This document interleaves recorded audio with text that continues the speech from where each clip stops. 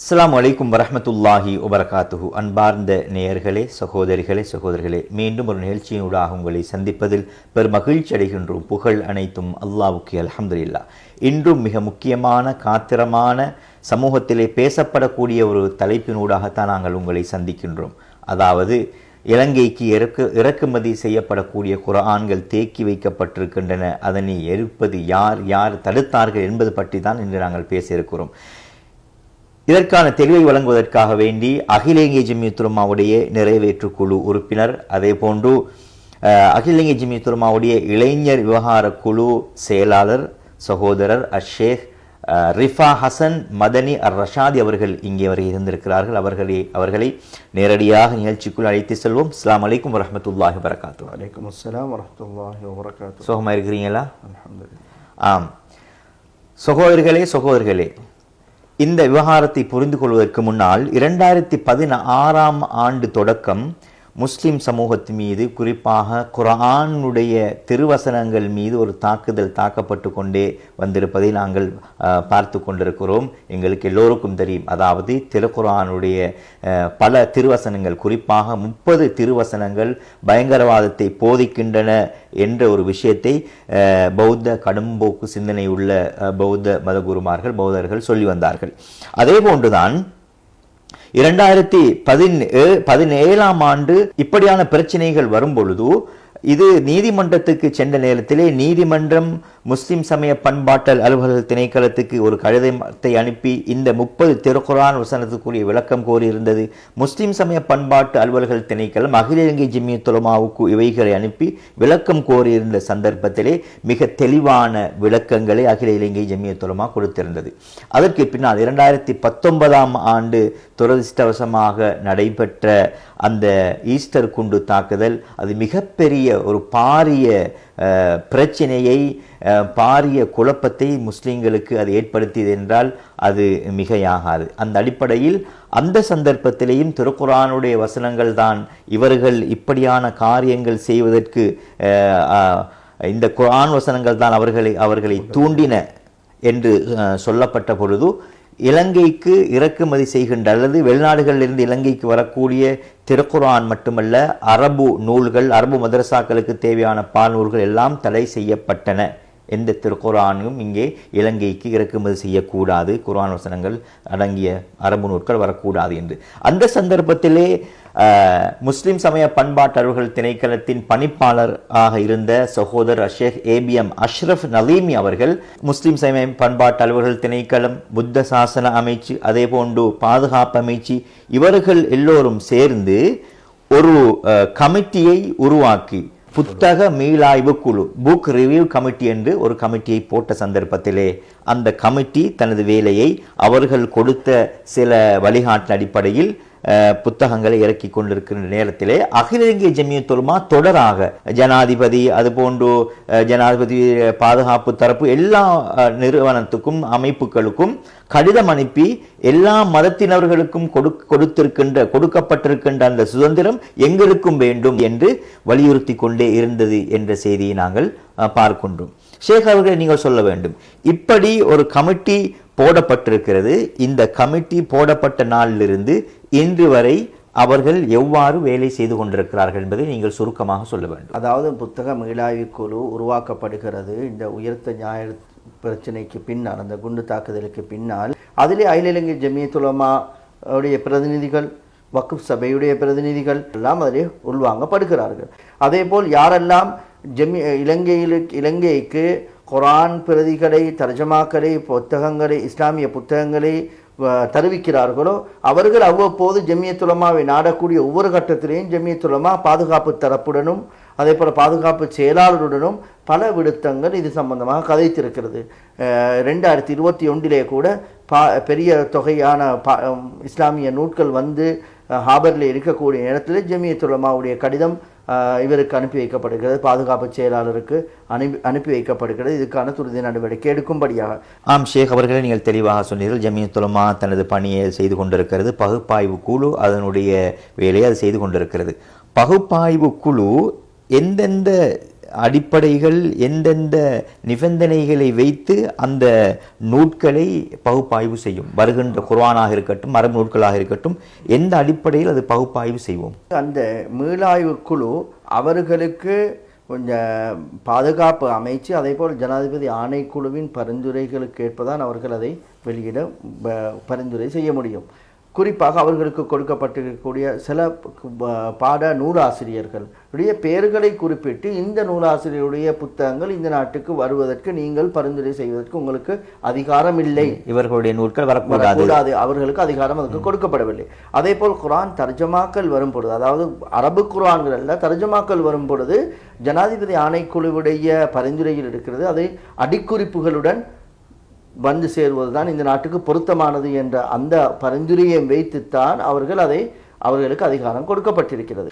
ஆம், இப்பொழுது மிக முக்கியமான கேள்வி இதுதான். அதாவது பேச்சு பொருளாக இருக்கக்கூடிய சாதிக் ஹாஜியார் அவர்கள் சவுதியிலே இருக்கிறார்கள், எல்லோருக்கும் தெரியும், அவர் பற்றி சொல்ல வேண்டிய அவசியம் இல்லை. அவர்களால் அனுப்பி வைக்கப்பட்ட பல்லாயிரக்கணக்கான குர்ஆன்கள் அதையே வெளியே எடுக்க முடியாமல் தேங்கி நிற்கிறது, எங்கே துறைமுகத்திலே தேங்கி நிற்கிறது. இது பேச்சு பொருளாக இருக்கிறது. அதில் ஒரு குற்றச்சாட்டும் இருக்கிறது, ஜம்மியத்துல் உலமா தான் இதனை தடை செய்தார்கள் என்று ஒரு குற்றச்சாட்டையும் வைக்கிறார்கள்.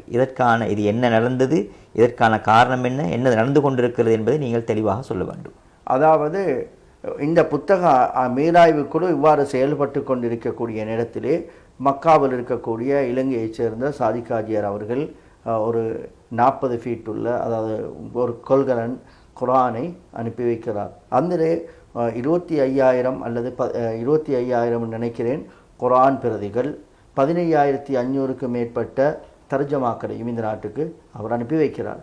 அனுப்பி வைக்கக்கூடிய அந்த நேரத்திலே மீளாய்வு குழுக்கு பலமையான முறைப்படி இந்த புத்தகங்கள் வருவதற்கு முன்னால் அதுக்குரிய அதனுடைய ஒரு சாம்பிள் என்று சொல்லக்கூடிய ஒரு புத்தகம் இங்கே நாட்டுக்கு அனுப்பி வைக்கப்பட வேண்டும். அந்த மீளாய்வு குழு அதை பார்த்து பரிந்துரை செய்ய வேண்டும். அந்த அடிப்படையிலே மீளாய்வு குழு கூடுகிறது. இந்த புத்தகங்களை அவர் குர்ஆன்களை அனுப்பி வைத்ததுக்கு பின்னால் 2024 ஆண்டு 4ஆம் மாதம் 26ஆம் தேதி அவர்கள் கூடுகிறார்கள்.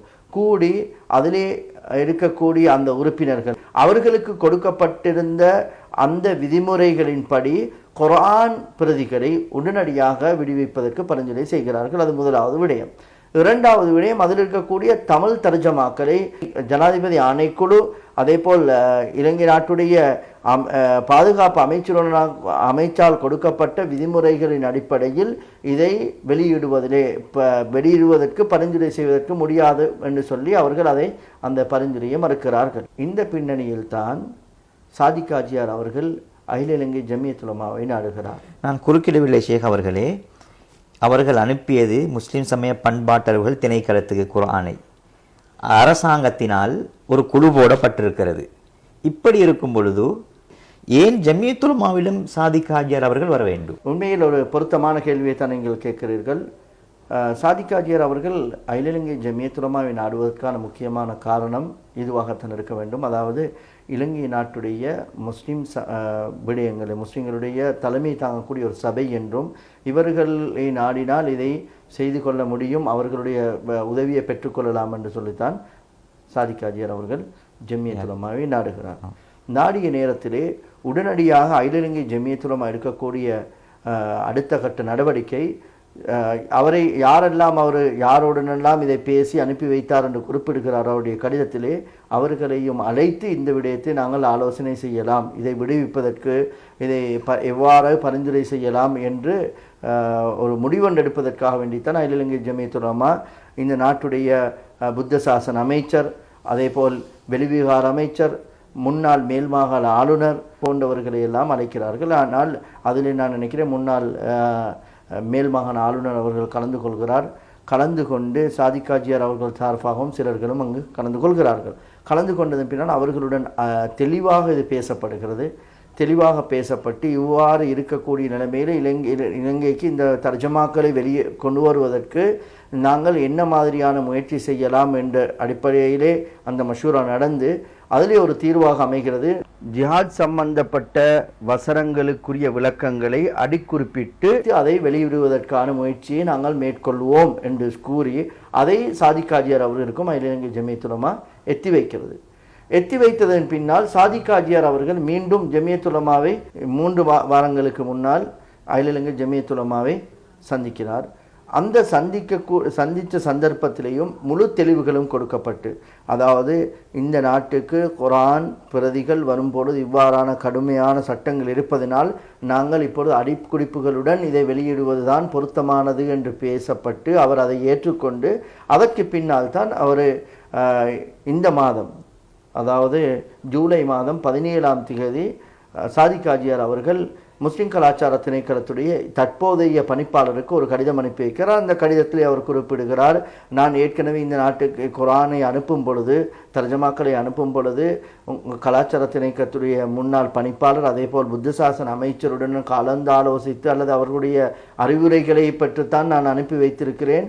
அதனால் இந்த ரிவ்யூ கமிட்டி சொல்லக்கூடிய அடிக்குறிப்புகளை இணைத்து இந்த குர்ஆனை வெளியாக்குவதற்கு நான் உடன்படுகிறேன் என்ற பாணியிலே அவர் கடிதத்தை அனுப்பி வைக்கிறார். அதனால் அதற்கு பின்னால் அந்த கடிதத்தை பணிப்பாளர் அவர்கள், தற்போதைய பணிப்பாளர் அவர்கள் புத்த சாசன அமைச்சுக்கு கொடுத்திருக்கிறார். அவர்களுக்கு அனுப்பி வைத்திருக்கிறார். அதனுடைய பதிலை அவர் எதிர்பார்த்து கொண்டிருக்கிறார் நினைக்கிறேன். இன்ஷா அல்லாஹ் நான் நினைக்கிறேன் இது அடிக்குறிப்புகளுடன் இணைக்கப்பட்டு கூடிய சீக்கிரம் வெளியாகும் என்று நான் நினைக்கிறேன். ஆம் நேர்களே, சகோதரிகளே, மிக தெளிவான விஷயம். ஜமியத்துல் உலமா தனது பணியை செய்து கொண்டிருக்கிறது. பகுப்பாய்வு குழு அதனுடைய பணியை அழகாக செய்து கொண்டிருக்கிறது. ஏதோ நாங்கள் விளக்கம் இல்லாமல் தெரியாமல் அவர்கள் அப்படி செய்து விட்டார்கள், இவர்கள் இப்படி செய்து விட்டார்கள் என்று குரல் பதிவுகளை போடுவதும் சமூக ஊடகங்கள் எழுதுவதும், ஒரு விஷயத்தை அறியாமல் தெரியாமல் சந்தர்ப்ப சூழ்நிலைகள், நாங்கள் இருக்கும் சூழல் எப்படி என்பதையெல்லாம் தெரியாமல் நாங்கள் செய்து கொண்டிருக்கிறோம். இது தவறான ஒரு காரியமாக இருக்கிறது. எனவே இன்ஷா அல்லாஹ் யாருக்கும் எல்லோருக்கும் கவலைதான் குர்ஆன் தேங்கி நிற்கிறது, அது அவசரமாக வர வேண்டும் என்று நாங்கள் எல்லோரும் துஆ செய்வோம். அதற்குரிய பணிகளை சம்பந்தப்பட்டவர்கள் செய்து கொண்டிருக்கிறார்கள் என்ற விஷயத்தை உங்களுக்கு ஞாபகப்படுத்தி கொண்டு இந்த விஷயத்தை எங்களுக்கு மிக அழகாக தெளிவாக தெளிவுபடுத்துவதற்காக வந்த அகில இலங்கை ஜமியத்துல் உலமாவுடைய நிறைவேற்று குழு உறுப்பினர், அதே போன்று இளைஞர் விவகார குழு செயலாளர் சகோதரர் ஷேக் ரிஃபா ஹசன் மதனி ரஷாதி அவர்களுக்கு ஜஸாக்குமுல்லாஹ் ஹைரல் ஜஸா. ஆம் நேர்களே, சகோதரிகளே, மீண்டும் ஒரு நிகழ்ச்சி ஊடாக உங்களை சந்திக்கும் வரை சலாம் கூறி விடைபெறும் நான் உங்கள் அன்பின் தையீப் ஹைதர் அலி அல் ஹலீமி. அஸ்ஸலாமு அலைக்கும் வரஹ்மத்துல்லாஹி வபரகாத்துஹு.